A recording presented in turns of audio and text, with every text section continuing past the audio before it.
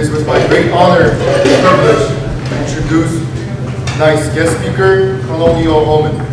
Please allow me to introduce a brief biography about Colonel Holman. Colonel Carson E.R. Spike Holman was a 1948 graduate of Carson Military Academy. He was a 1953 graduate of the United States Military Academy at West Point. Colonel Holman returned to Carson in 1958, where he was served for the next 49 years.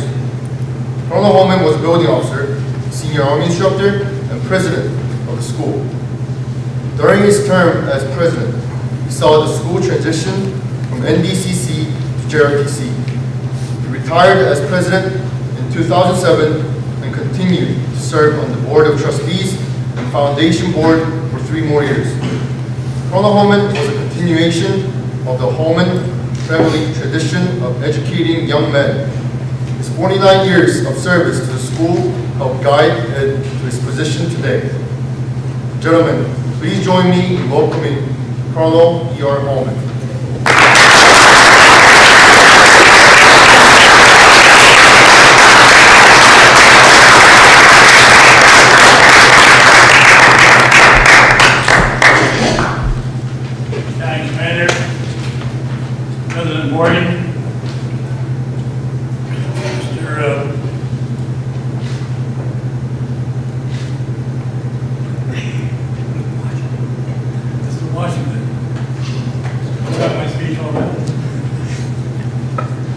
Faculty and staff, class of 2017.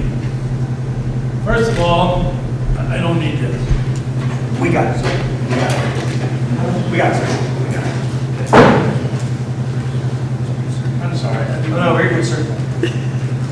Floor is yours.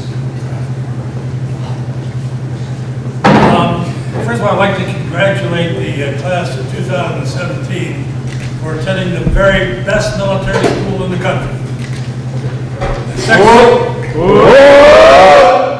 And secondly, I'd like to congratulate the class of 2017 for your upcoming graduation. How many days till graduation? 21. 21 will wake up. Now, if you were a plebe at West Point, and I were a first classman at West Point, I might say to you, how many days, mister? And you would pop off, sir, there are 21 on what days until graduation, graduation leave. Hip, hip, hooray, sir. Graduation is a great time, so I'm sure you're looking forward to it. Tonight I want to talk a little bit about Carson Long. Now, I know you've been bombarded by stories about Carson Long as long as you've been here. Maybe I can put a little different twist on it. Starting off, when was Carson Long founded? Anybody? 1836. Can't hear you. 1836. 1836, okay? There are 2 schools of thought on that. Some say 1837, some say 1836. If you look at the historical marker across the street from where Colonel Morgan lives, it says 1837. Well, actually, it was. The school was founded, the very first day of school was January 27 of 1837. And what do you celebrate on January 27th? What did you do this year? Founders Day, sir. Founders Day. Okay, so a lot of good games and things going on Founders Day. But actually, the plans had to be made, the building had to be purchased, the textbooks had to be arranged for a year early, so 1836. So I've always considered the founding of the school to be 1836.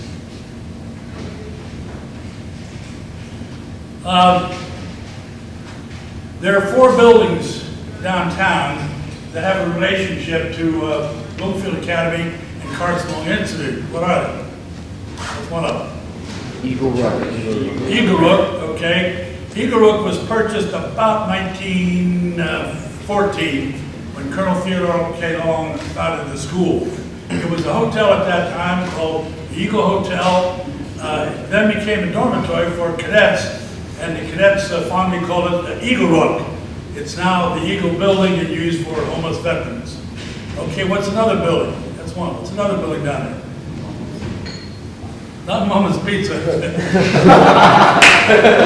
Marty, that was nothing when I attended school. You get out of the monument, turn right. The building on the right, it's the Wrightsmith building. You go around to the front, and you look to the left of the door, and you see a plaque on there, New Bloomfield Academy, 1836, the forerunner of Carson Long Institute. Now, if you go around to the back of the building, I hope that you do, around the back of the building into the parking lot, you look up there, and the building is in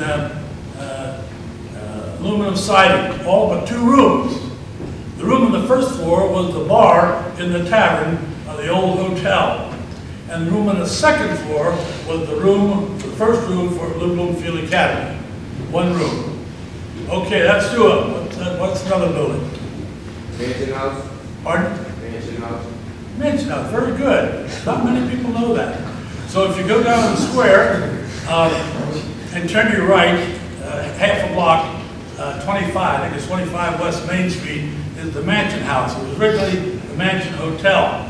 The school bought it and turned it into a dormitory and faculty apartments. When my parents first came back here in 1919, they lived in the Mansion House. The Mansion House originally was turned into a 5 and 10 cent store, then a grocery store, then a movie theater. Can you believe they had a movie theater in the Bloomfield? Well, those are the good old days. Okay, that's 3. Now what's the last one? Okay, if you go to the monument and turn left to 23 East Main Street, you see a tall brick building, white brick building, which is the site of Bloomfield Academy. The academy, they call it. It's not there anymore, but that was the site.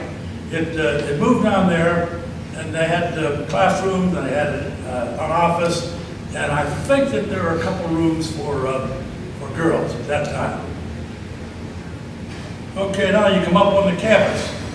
And in 1840, the campus Maples was built, and that took care of a dining room, a reception hall, a classroom, and girls' dormitory rooms upstairs. When my grandmother came to Bloomfield Academy about 1875, she lived upstairs in one of those rooms in the Maples. Okay? Why do they call it the Maples? Tree. What? The trees, sir? The trees. All of the trees in the lawn of the Maples are maple trees, except one. If you come out of the main entrance of the Maples and head toward the gate entrance of the school, about 2/3 of the way down, you have a strange-looking tree. And that's the only tree that's not a maples tree. And what is that called? A Kentucky coffee tree. Ever heard of it? I never did. A Kentucky coffee tree. Oh, you people in this room, you're the only ones that know that, with the exception of the retired forester that told me about it. Then in about 1852, they built the original Belfry Hall. It was an old Splinterville, but it had classrooms, it had faculty apartments, it had cadet rooms, and had a chapel in it. That was the original chapel. In fact, it was in that chapel where I took a class in Bible and Public Speaking as a junior and decided to come back to Carson Long to teach. My parents moved from the Mansion House up to Belfry Hall, and my brother was born in Belfry Hall. Now, this is actually before the mothers went to the hospital to have a baby. He was actually born in Belfry Hall.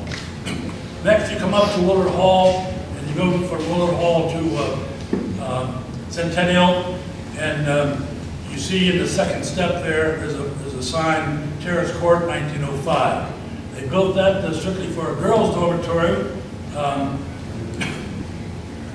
My mother, when she went to Bloomfield Academy, stayed in Terrace Court, and then my parents moved from Belfry Hall to Terrace Court, and my sister was born there. Now, she wasn't a cadet, but she was in love with a cadet in class of 1943. Didn't marry, but she still loved him.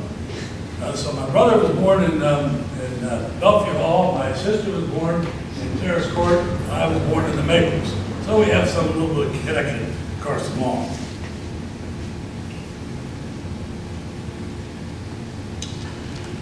Military training. When did military training start at Carson Long? 1914, sir. Well, that's when Carson Long was founded, or bought by Colonel Long. Have it over here? 1919. Very good. When my father came back from World War I as a second lieutenant, he started military training in 1990. It was rather informal program at that time. Then about 1926, it became a 55C school. Gets me a flag. US 55 school, which was a certain segment of the 1916 National Defense Act, which established schools and allowed a reserve officer to be the senior army instructor. Well, at that time, he was called a military PMST, Professor of Military Science and Tactics. But then the people in the colleges were upset that a high school teacher would be called a professor, and so they changed that to SAI, Senior Army Instructor. Then in 1962, it changed from 55C school to NDCC school, National Defense Cadet Corps, the same type of program. And then in 1992, we converted from the NDCC to junior ROTC. Now, a number of years ago, the executive director of AMSIS, the Association of Military Colleges and Schools, wrote an article, and he called that article The Extra Dimension. And what he was saying is that you can get a good education in any public school or private school in the country, but at a military school, you not only get a good education, you get an extra dimension of leadership and of character building. And I know you've gotten a lot of leadership here at Carson Hall. How many of you have been squad leaders before? See your hand. How many platoon leaders? How many commanders? Battalion staff. You're way ahead of the game. Your parents. How old were your parents when they were in charge of a squad-sized group, or a platoon-sized group, or a company-sized group, or a battalion-sized group? You're getting a lot of good leadership training here at Carson Hall.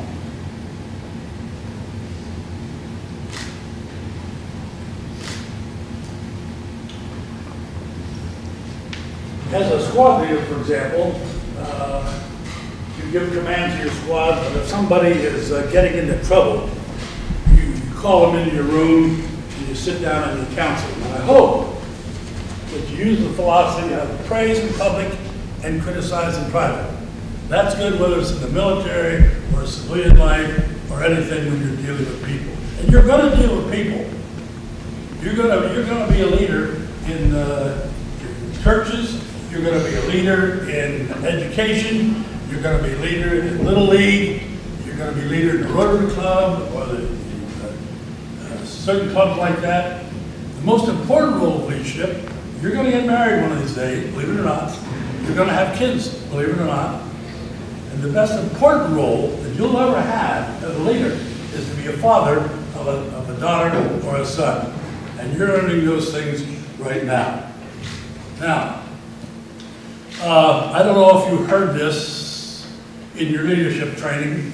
How about the 3 M's? You ever heard 3 M's of leadership?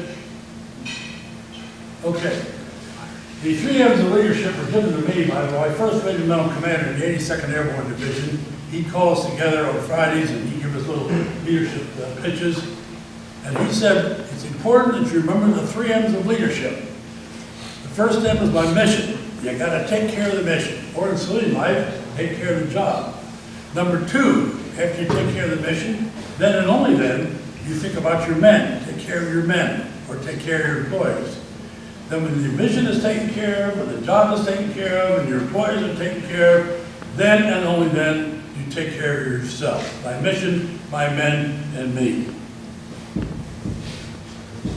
You get a lot of training, I know, in JROTC, leadership. It's good in the military, it's good here, it's good in life. As you walk into the chapel, or you walk into the gym, or you walk in here, I'm glad to see that. Look up there, those banners. Those are characteristics of leadership. They're also representative of character building. So I hope these stick with you all your life, the rest of your life. They're good things to remember. Now the second thing that the Hampstead's director talked about in his extra dimension was honor. If you walk from Willard Hall over here to Centennial Hall, you pass a big rock with a sword in it. What's the name of the rock? Honor rock. And what's the inscription on the back of the rock?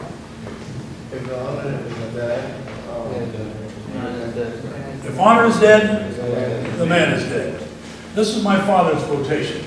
And I know that he told every class here at Carson Long for 63 years that he was here, when honor is dead, the man is dead. Good philosophy to follow. Now I know you probably heard something else. At least last year, and how many of you were here last year? All of you, okay? Before Colonel Grove retired, and maybe you're still hitting it this year, every day here in the dining room, choose the harder right instead of easier wrong. And where'd that come from? Well, almost. But that came from West Point. That's part of the West Point Cadet Prayer. If you ever get a chance to go to West Point, go up the hill to the big chapel, the big cadet chapel. Inside the door, main door to the right, is a big bronze plaque which describes the cadet prayer. And of course, on that is choose the harder right instead of the easier wrong. That's a good thing to follow. A good thing to follow all your lives. When you go to college, when you get married, when you get a job, when you have kids, when you have grandkids, it's a good thing to follow. What's the cadet honor code here? What's the cadet honor code? You never hear a cadet honor? Buy, cheat, or steal. Okay. That also came from West Point. That's West Point, although they have a little difference on it. They have a cadet not lie, cheat, steal, or tolerate those who do. That's a tough one. That's a tough one. But if you want to be a good businessman, if you want to be a good soldier, if you want to be a good father, if you want to be a good member of society, you really ought to go along that one too, and not tolerate people who are dishonest. Dishonest in their lives or dishonest in business. Now, in closing, I'd like to tell you a little story about honor. When I was in the Army, I was assigned to Alaska for 2 years, 2 wonderful years. And I had the good privilege of being assigned at the aide to the general, a major general, 2-star. And of course, it's my job to take care of all the menial things. I go to the PX and buy his toothpaste and buy his soap, and I pay for his meals and write up a tab at the end of the month, and he'd pay me back. And of course, my also job was to go with him on inspection tours. One day, we went to this company at about noon time, and the company commander said, "General, would you like to stay for lunch?" And the general said, "Well, we would." So we all sat down at the tables. And the general said, "Captain, where's the sign-in sheet that I signed for my meal?" "Oh, don't worry about it, don't worry about it, General." The general said, "What do you mean, don't worry about it?" "Oh," the captain said, "generals don't have to pay." He waited a long time.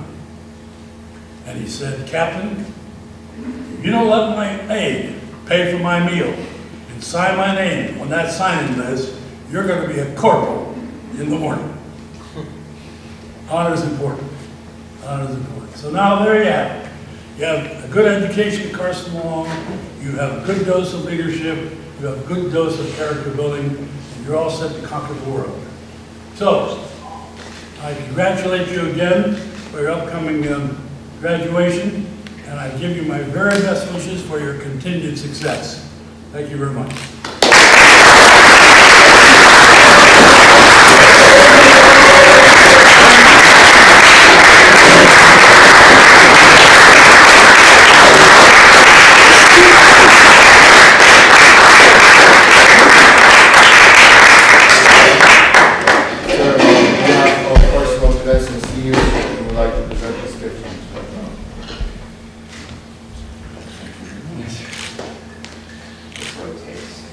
So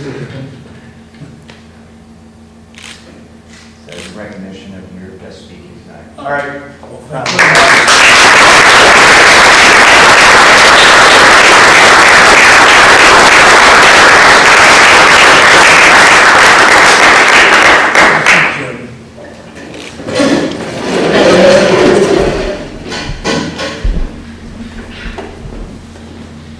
Yes.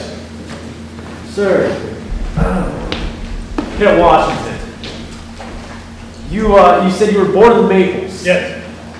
In the year that you attended Carson Long, what years did you attend Carson Long? Did you attend all the way through sixth? All the way through senior year? fifth. Fifth. Takes some longer. Yes, sir. I went 8 years at Carson Long, fifth grade through high school. Wow. Thank you, sir. Anything else? Sure. Yes. Sir, did you have a senior dining back then? We did not, and I'm very impressed with what you had here. I take that back. We had a very informal senior banquet in one of the restaurants downtown. Very informal. Wasn't anything like it. This is great. I was impressed. Anything else? Yes. Your time here at Carson Long, sir, what rank did you rise to? Battalion major. The battalion commander was only a major at that time. And why is that? Well, two reasons. I was here longer than any other of my classmates at all, so I got the rank ahead of them. And my father ran the school, so. Anything else? Sir. Yes. What was your favorite moment in Carson Long? My favorite moment in Carson Long? I have two. Number one, winning the Blue Ribbon Squad Man of Arms contest as a sophomore, and winning the declamation contest as a sophomore. Yes. Sure, I was Carson Long Military Academy. What was different back then nowadays? Well, the uniforms are different. That's one thing. We weren't as sharp as you are. Our drill team wasn't as good as your drill team. You have a lot more activities than we did. Community service, groups where you discuss things about the school, things about the community, about your life. Those are some of the different things. One more question. Okay, again, congratulations.